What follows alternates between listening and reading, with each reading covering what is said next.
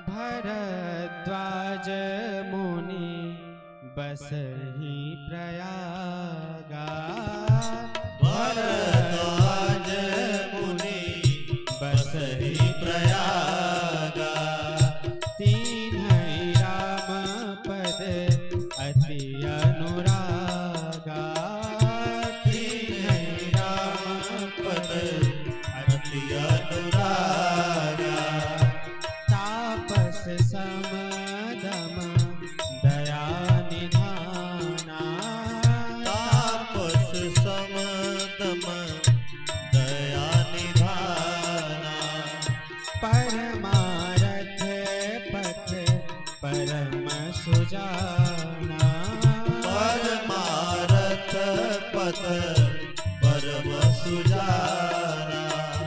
देव तनुज किन्नर नर श्रेणी। देव तनुज के नर नर श्रेणी।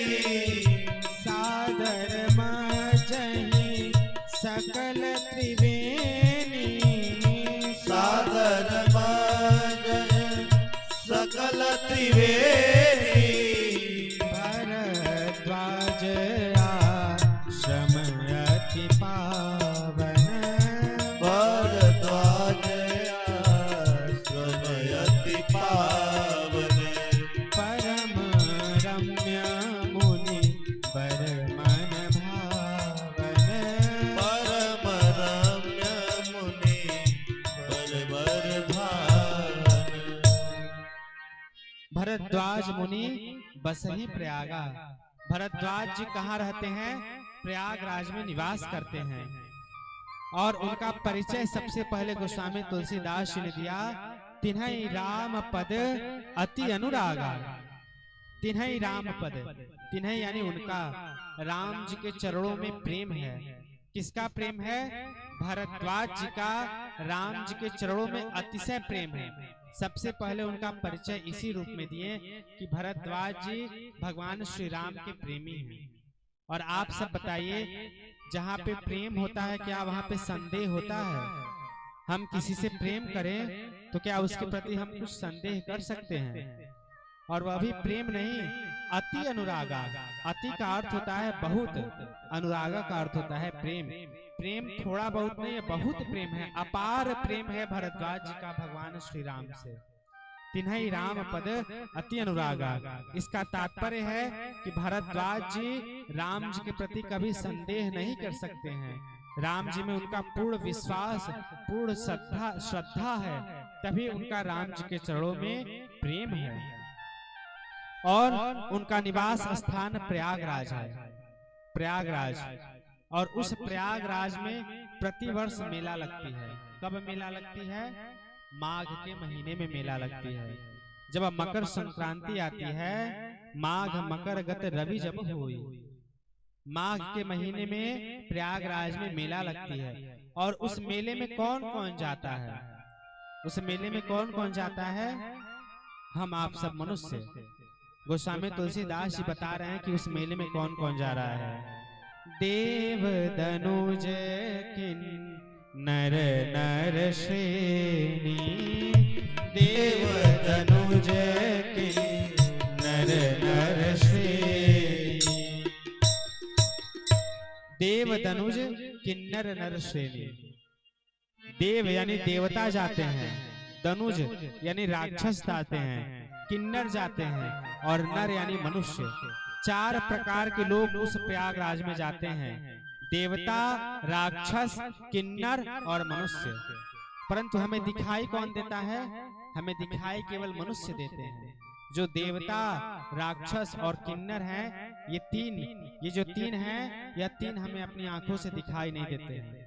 इसका तात्पर्य है कि हम और आप सब प्रयागराज में जो भीड़ देखते हैं, वह भीड़ केवल 25% की होती है। बाकी 75% की भीड़ हमें आंखों से दिखाई नहीं देती है। देवता 25%, राक्षस 25% और किन्नर 25%। यह 75% के लोग अदृश्य रूप से उस माघ के महीने में उस मेले में जाते हैं।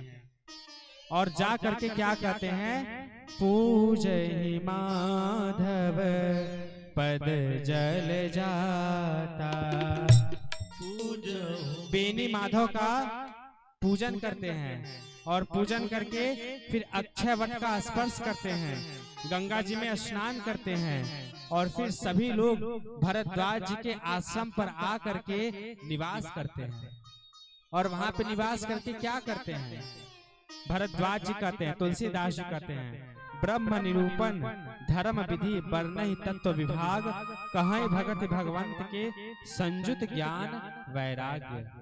ब्रह्म का निरूपण करते हैं, ज्ञान और वैराग्य से युक्त भक्ति की चर्चा करते हैं। वहां पे जाकर लोगों की निंदा नहीं करते हैं, मेला नहीं घूमते हैं, सेल्फी नहीं लेते हैं, वीडियो नहीं बनाते हैं, रील नहीं बनाते हैं। वहां पे जा करके क्या करते हैं? गंगा जी में स्नान करके वेणी माधव का पूजन करते हैं, अक्षय वट का स्पर्श करते हैं और ब्रह्म का निरूपण करते हैं कि ब्रह्म क्या है, भगवान क्या है, और ज्ञान भक्ति से युक्त, ज्ञान वैराग्य से युक्त भक्ति की चर्चा करते हैं।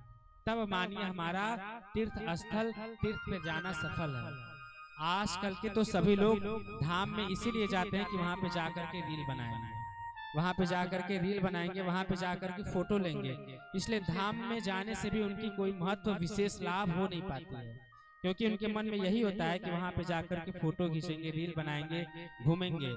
परंतु धाम का जाने का असली तात्पर्य यही है कि वहां पे जाकर के हम सत्संग सुने, ज्ञान भक्ति की चर्चा करें, संतों के बीच में बैठें, ब्रह्म का निरूपण करें, कुछ भगवत चर्चा करें, तब जाकर के हमारा मन जो है पवित्र होता है, धाम का हमें विशेष लाभ होता है।